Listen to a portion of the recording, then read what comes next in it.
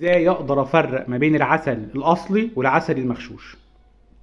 طبعا كلنا متابعين الفيديوهات اللي حصلت والضجة الكبيرة اللي حصلت.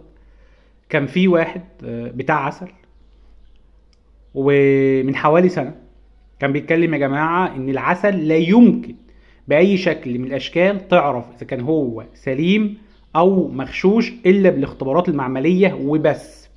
اي تجربة حضرتك بتعملها عادي جدا بتضرب بيها. طب وايه الحل يعني؟ ده سؤال مهم، ايه الحل؟ الحقيقة ان انا مش هشتري عسل تاني، مش هشتري اي نوع من انواع العسل، لان انا كنت بشتري عسل السدر وبشتري انواع عسل غالية، فانا خلاص مش مشتري اي نوع عسل تاني نهائيا. طب كده بقى الناس تقطع رزقها والسوق يتضرب؟ لا. بص بقى انا هقول لك انت تعمل ايه. حضرتك عايز نشتري منك عسل؟ سهلة خالص. اعمل اختبار وتحليل زي ما الناس عملت، تحليل معملي موجود. والتحليل المعملي ده على كل قطفة حضرتك بتطلعها. يعني مثلا بطلع عسل بتاع موالح وكمية، خد يا باشا واعمل لي تحليل وطلع لي وحط لي التحليل بتاعه والاختبار بتاعه على برطمان العسل اللي حضرتك عملته. ما فيهاش اي غلط.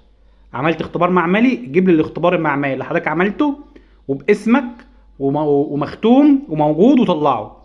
انا مش بقول لك اعمل لكل البرطمانات، لكن الكميه اللي طالعه مجرد تيست او مجرد كميه صغيره بتاخدها تعمل بيها على مثلا عسل البرسيم. فده يا جماعه اختبار عسل البرسيم بتاعي للاطفال اللي انا مطلعها. تمام. عملت قطفه تانية لحاجه تانية مختلفه في وقت تاني، طلع لي اختبار تاني. مثلا عملت على عسل السدر، يا جماعه ده عسل السدر وده الاختبار بتاعه، اتفضلوا ليه. العسل هيغلى غليه.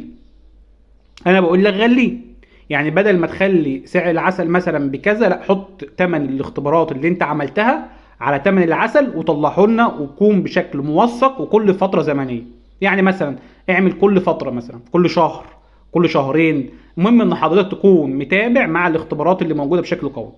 طيب الناس اللي هي شغالين مناحل وناس واثقه في نفسها وزي الفل، ما تروحوا يا جماعه اعملوا اختبارات.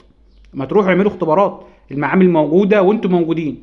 ما تروحوا اعملوا اختبارات يا جماعه. انا راجل شغال في منحل وعملت اختبار للعسل بتاعي والنتيجه بتاعته هي، اتفضلوا. طيب نقطه مهمه، العسل طلع فيه اي حاجه مش كويسه او حاجه مش مظبوطه، طلعها لي. طلعها لي، قول لي مثلا العسل ده فيه نسبه سكر، مثلا نسبه سكروز، نسبه مش عارفه مين، حطها لي حطها لي في التقرير بتاعي. انا بقى اشوف والله عجباني اشتري، مش عجباني ما اشتريش. بس الموضوع بسيط، يعني الموضوع مش معقد ولا خراب بيوت لناس ولا اي حاجه. حضرتك كل اللي مطلوب منك، عندك معمل، عندك منحل، روح حضرتك طلع العسل بتاعك واعمل له اختبارات، وليكن ربع سنويه مثلا، كل 3 شهور. طلع يا جماعه، بصوا كل 3 شهور بطلع لك، وعندي ورقه من وزاره الصحه اللي انا بعملها وتفضلوا، وده مختوم. واي حد عايز يعمل اختبار للعسل بتاعي يروح يعمل اختبار للعسل بتاعي، انا واثق منه 100%. كده في مشكله؟ ما مش شايف مشكله. بلاش ندافع زياده عن اللزوم، يعني ما يطلعش واحد لا ده احنا مش عارف. لا يا باشا، الموضوع سهل. اعمل اختبار للعسل بتاعك ولكل فتره زمنيه قصيره، كل 3 شهور، كل قطفه، ويطلعه لي في تقرير. حط ثمن التقرير ده بتاع الاختبار اللي انت عملته على ثمن العسل الاصلي، وانا موافق ان سعره يغلى، بس هبقى ضامن ان حضرتك فعلا العسل بتاعك كويس. هل ده فيه مشكله؟ مفيهوش اي مشكله.